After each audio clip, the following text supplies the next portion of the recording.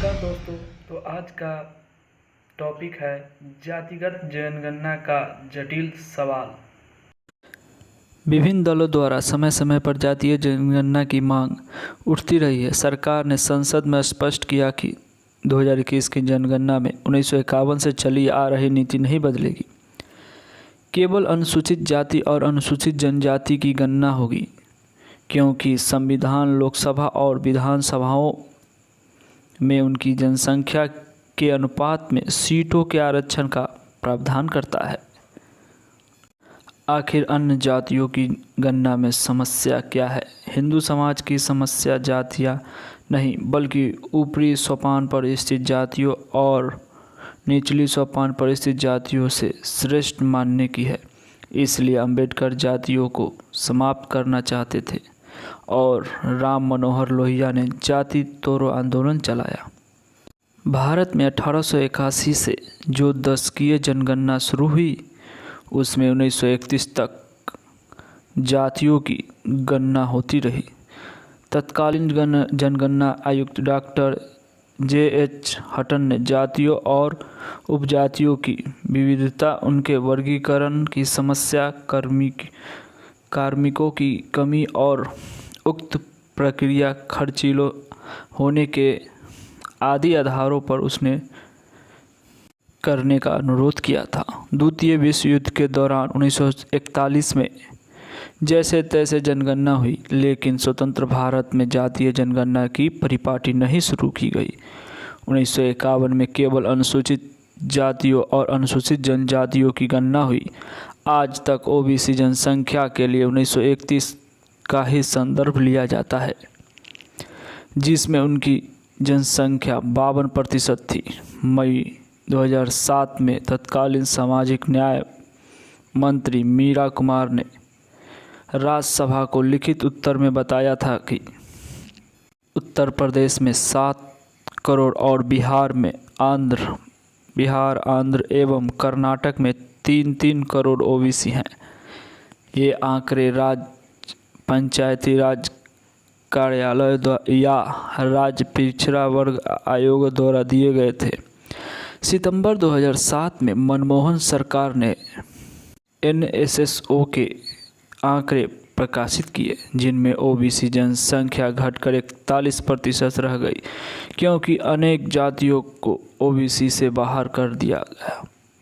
आज विभिन्न जातियों में ओबीसी सूची से अनेक जातियों को बाहर करने की ज़रूरत है, क्योंकि अनुसूचित जनजाति आदेश 1950 ने अनेक जनजातियों को अनुसूचित जनजातियों में शामिल न कर ओबीसी या अनुसूचित जाति सूची में रख दिया था। स्वतंत्रता से पूर्व उत्तर प्रदेश में सैकड़ों जनजातियां थीं, मगर वहां केवल भोटिया, बुक्सा, राजी, जौनसारी और थारू को ही अनुसूचित जनजाति घोषित किया गया। शेष को ओबीसी या अनुसूचित जाति में डाल दिया गया। कई दूसरे राज्यों में भी यही हुआ। अनुसूचित जाति या अनुसूचित जनजाति की सूची में केवल फेरबदल केवल संसद कर सकता है। इसलिए इस समस्या का निराकरण कठिन है। संसद ने 2002 में उत्तर प्रदेश की 17 जातियों को अनुसूचित जाति से निकाल अनुसूचित जनजाति सूची में डाला, परंतु केवल 13 जिलों में ही ऐसा हुआ। भारत में जातियां केवल सामाजिक इकाइयां नहीं है, उनकी राजनीतिक और व्यावसायिक पहचान भी है। इसलिए पार्टियां उन्हें वोट बैंक समझती है। लोहिया ने दलित पिछड़ों को मिलाकर राजनीति करने की असफल कोशिश की। काशीराम ने वामसेप और DS4 द्वारा दलित, पिछड़ा वर्ग, महिला, मुस्लिम को मिलाकर राजनीति करने का प्रयास किया, लेकिन मुलायम सिंह और मायावती की कठोरता से वह प्रयोग भी सफल नहीं हुआ। 2014 में भाजपा ने जब लोकसभा चुनाव की कमान नरेंद्र मोदी को सौंपी, तब एक मौलिक परिवर्तन हुआ।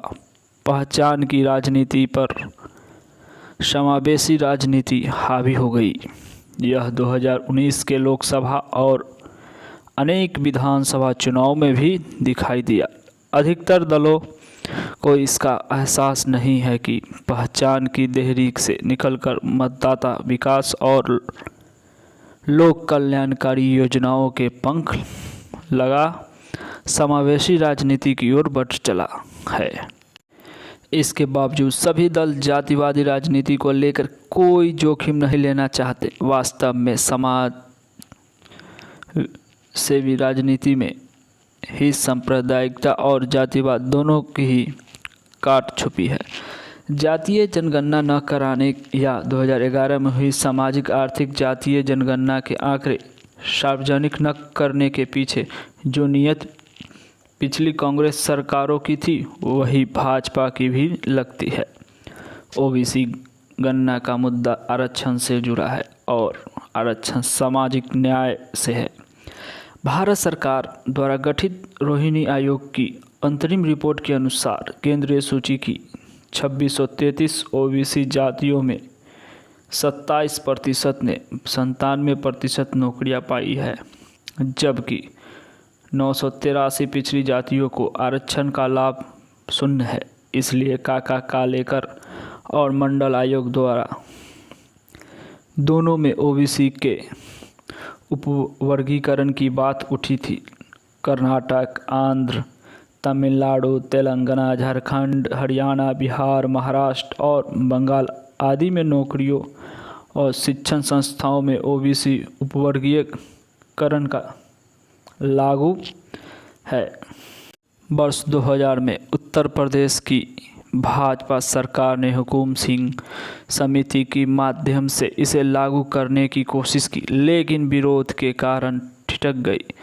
रोहिणी आयोग के समक्ष उपवर्गीकरण विचाराधीन है और वह ओबीसी को 4 उपवर्गों में बांटकर 27% आरक्षण को क्रमशः 2, 6, 9 और 10% के अनुपात में वितरित करना चाहता है।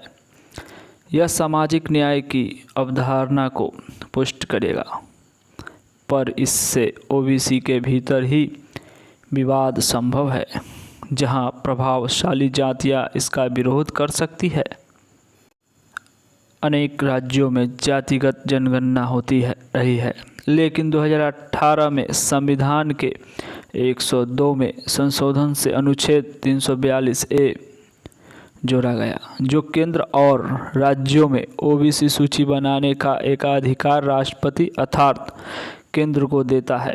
इस परिप्रेक्ष्य में ही सुप्रीम कोर्ट ने मई 2021 में राज्यों द्वारा ओबीसी सूची बनाने का अधिकार खत्म कर दिया। मोदी सरकार ने संविधान में संशोधन कर राज्य का यह अधिकार बहाल कर दिया, जो न्याय संगत तो लगता है मगर संविधान सम्मत नहीं, क्योंकि संविधान की 7वीं अनुसूची में संघीय सूची क्रमांक 69 में जनगणना का एकाधिकार केंद्र को दिया गया है। फिलहाल ओबीसी के संबंध में प्रोएक्टिव नीति अपनाकर प्रधानमंत्री मोदी ने न केवल पहचान की राजनीति करने वाले क्षेत्रीय दलों को गंभीर चुनौती दी है, बल्कि समाज के सबसे बड़े वर्ग को क्षेत्रीयता की सीमा से निकालकर व्यापक राष्ट्रीय राजनीति से जोड़ने का प्रयास भी किया है।